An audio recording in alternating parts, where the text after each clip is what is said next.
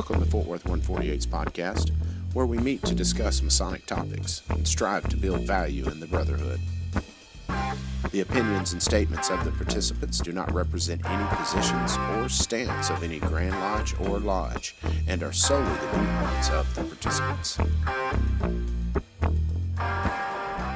Good evening, brothers. It's good to be back on the podcast. It's been crazy. I had certainly had better intentions of keeping up with this podcast and being more regular with it. Hopefully, I can definitely be more on the ball than once every 4 or 5 months. And I really appreciate Brother Grant Gates for putting one out. And it was something simple. He recorded that at his house. He sent me the MP3 and I got it loaded up. There wasn't much to it. The inspiration hit him. And if something like that happens for you, just hit that record button, whether it be, 2-3 minutes, 10-15 minutes, shoot it over. We'll load it up and share it with the brethren. We've also been talking about the future of this podcast, and we see it as a really good tool for our lodge. And hopefully, in the not too distant future, we'll have this set up to where we'll be doing interviews and have multiple brothers here on the podcast, to where it's not just scripts or papers being read to you. But until we get to that point, we're gonna carry on as is, and whether we find a good paper or have some inspiration that hit us, and I want to share that with you. That's the way we're going to roll with it now, brothers. So this evening, I've got a few thoughts. One on the secrets of Freemasonry, and then one also on the working tools. So without further ado, let's get with it. Freemasonry is constantly accused of being a secretive organization, and maybe it did start that way, but such is no longer the case. I mean, we'd be the worst secret society in history since we published a good portion of our activities, times, locations of meetings, and endless public research on our craft. We are an organization that affords its members first-hand experience in life-changing moments. Freemasonry does have many secrets locked away in its teachings, just as the riddle of life does, and it is up to one's dedication and perseverance to uncover them. You can easily research many who dedicated large portions of their lives trying to articulate those secrets, such as Manly Hall, Albert Pike, Arthur Wade, etc., etc., all of whom are ridiculed as much as they are revered, which, for me, is partly the reason Masons are taught to value secrecy.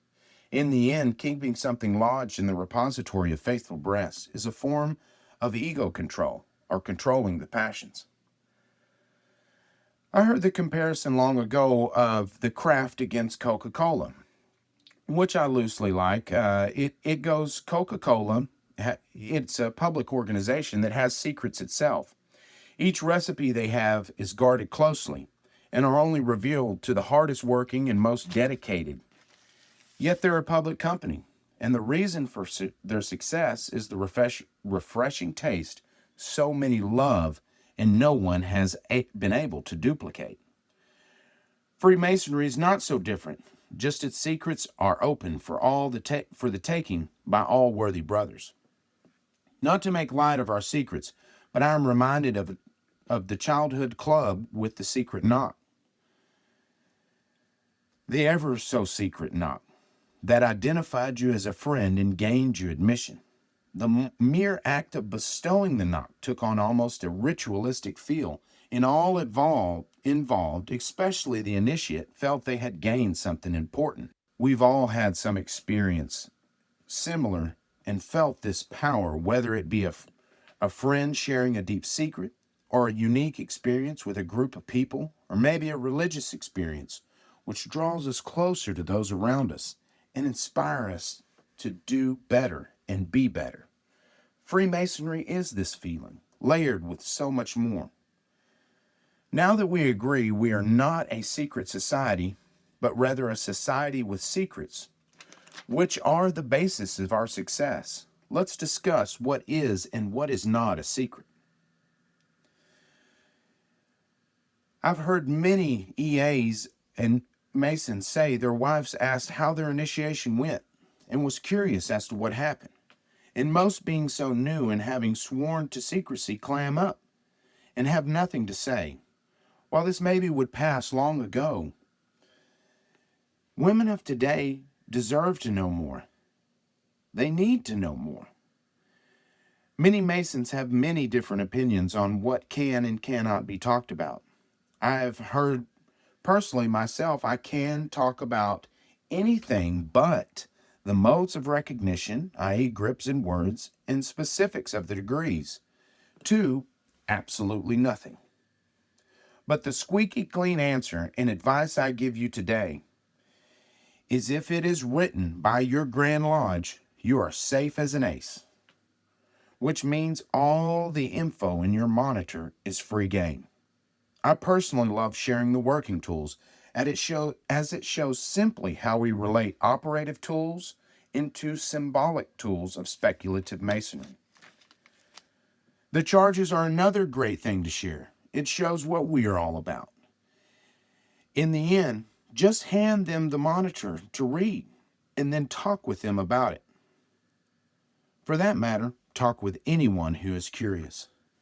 If Freemasonry is going to be important to you and a part of your life, you are going to have to share the value with those important to you.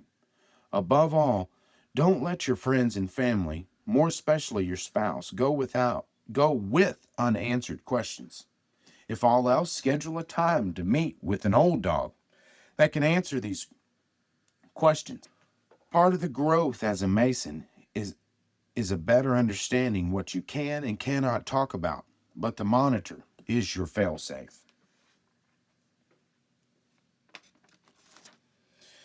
Now, I've always been a fan of the working tools of the craft, and after listening to Brother Gates' podcast, I hope we will openly discuss them more amongst the brethren. With the success we are creating at 148, we will need to use our tools more often, and I had the thought of how important it is to have your tools handy in that convenient pocket. In operative masonry, the more skilled you become, the more tools you were given and became versed in. This is just the same in speculative masonry. If you do not understand the 24-inch gauge and common gavel, the plumb, square, and level are not of much use, nor the trowel. And as you master these tools, as an operative masonry, you see they can be used in conjunction to give you a known outcome. For example, if a wall is plumb and level, it has no choice but to be square. Some tools can be used in place of the others. For instance, using the 24-inch gauge, one can make a right angle using Pythagoras' 3-4-5 theorem.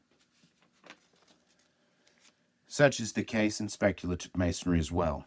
The more you use and apply your tools, the more methods will be revealed to you. As an example, one might give their mind a few good whacks by the common gavel and try their words to their square before they speak, especially in matters involving volatile opinions. Another, before a life-altering event, one might apply the 24-inch gauge and level. While changing jobs and moving, or having that last child fits your day-to-day schedule laid out on the 24-inch gauge, the level reminds you you're 55 and a little too close to that exploring that undiscovered country no traveler returns from. My whole point in this is make the effort to use and understand the tools. They will serve you well and reveal secrets for their use. The explanation of our working tools are printed in the monitor, and I challenge you to read one of these 3 at least on a weekly basis and ask yourself, how did I use the tools this week? How can they better serve me? And do not hesitate to share your experience with your brothers. There is no better way to help improve each other than sharing our experiences and our growth. Brothers, as always, I enjoy the podcast. I enjoy Freemasonry and being with you, and I hope you enjoy this as well. And let's grow this lodge and this podcast, and let's have a good time doing it. Until next time, brothers, this is Rhit Moore signing off.